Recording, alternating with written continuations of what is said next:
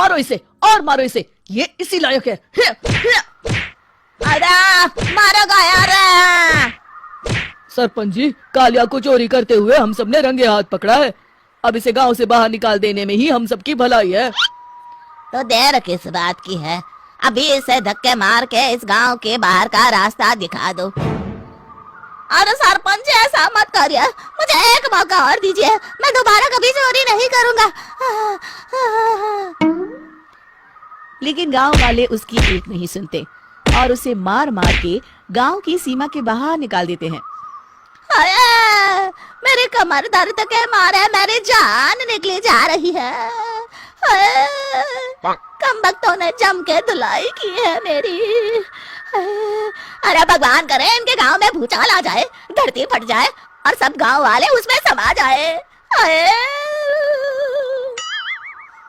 चलते चलते कालिया जंगल में पहुंच जाता है। उसे वहां एक प्रयोगशाला दिखाई देती है। अरे इस जंगल में ये अजीब सा दिखने वाला घर किसने बनाया है, चल कर देखना पड़ेगा। कालिया प्रयोगशाला के पास चला जाता है। दो वैज्ञानिक प्रयोगशाला में बातें कर रहे होते हैं। बधाई हो डॉक्टर चमन, आखिरकार हम दोनों ने मिलकर एक ऐसी घड़ी का आविष्कार कर लिया है जिसे पहनकर कोई भी इंसान गायब हो सकता है। हाँ हाँ, तुमने बिल्कुल सही कहा डॉक्टर जर्माटो। अब कल सुबह ही हम इस जंगल से निकल जाएंगे, लेकिन उससे पहले आज रात के खाने का बंदोबस्त करते हैं। हाँ हाँ, मुझे तो बड़ी जोरों से भूख लगी है, चलो चलते हैं। दोनों वैज्ञानिक वहां से चले जाते हैं। उनके जाते ही कालिया प्रयोगशाला में दाखिल होता है। अच्छा तो ये बात है। कालिया बड़े से कांच के अंदर रखी घड़ी को बाहर निकाल लेता है और अपनी कलाई पर बांध लेता है। फिर घड़ी में लगा बटन दबा देता है। कालिया को एक जोरदार झटका लगता है। कालिया अपने आप को आईने में देखता है तो उसका पूरा शरीर पूरी तरह से गायब हो चुका होता है। अब तो जो चाहे वो कर सकता हूँ। सबसे पहले मैं उन सभी को सबक सिखाऊंगा। गांव वालों, मैं आ रहा हूँ। कालिया गांव की ओर चल पड़ता है। थोड़ी देर के बाद दोनों वैज्ञानिक वहां आते हैं। अरे ये क्या, लगता है कोई हमारी घड़ी चुरा कर ले गया है। ये देखो पैरों के निशान। अब क्या होगा, अगर वो घड़ी किसी गलत हाथों में पड़ गई तो अनर्थ हो जाएगा। तुम चिंता मत करो, हमारी घड़ी में जो बैटरी लगी है ना, वो सिर्फ 24 घंटे चलेगी। उसके बाद वो घड़ी काम करना बंद कर देगी। उधर दूसरी तरफ गांव में सरपंच अपने घर में सो रहा होता है। तभी एक आहट से उसकी नींद खुल जाती है। अरे कौन है वहाँ? बड़े मजे से सो रहा है, आज मैं तुझे नहीं छोड़ूंगा। कालिया पास में पड़ा डंडा उठाकर सरपंच की पिटाई शुरू कर देता है। ये ले और ये ले, इसी लायक है, ले। अब मर गया। अरे अरे ये क्या हो रहा है? अरे अरे कोई बचाओ मुझे, मेरे घर में भूत आ गया है। सही कहा, मैं भूत ही तो हूँ, ये ले। अरे भूत जी, मैंने आपका क्या बिगाड़ा है, मुझे छोड़ दीजिए। आपको क्या चाहिए? तेरे घर में जितना भी पैसा है ना, मुझे ला कर दे दे, तब मैं तुझे छोड़ दूंगा और यहाँ से चला जाऊंगा।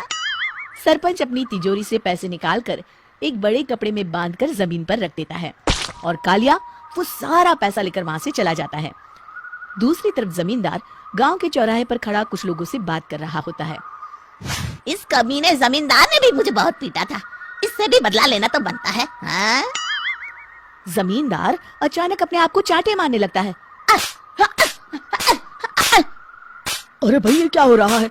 जमींदार साहब अब ठीक तो है ना? अरे मुझे नहीं पता भाई। अरे मर गए रे, ये तो पक्का किसी भूत प्रेत का काम है। जमींदार के अंदर कोई भूत आ गया है।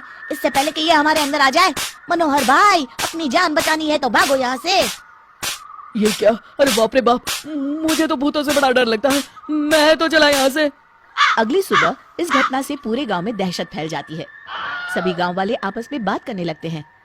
अरे भाई पता नहीं कहाँ से हमारे गांव में एक भूत आ गया है।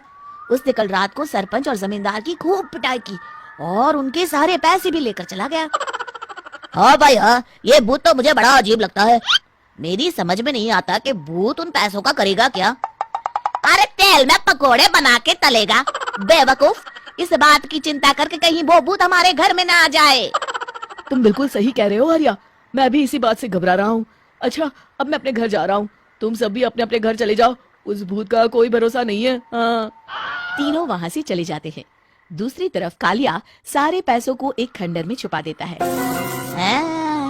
इतने सारे रुपए तो मैंने अपनी पूरी जिंदगी में एक साथ कभी नहीं देखे। इस तरह कुछ दिनों में मैं अमीर बन जाऊंगा।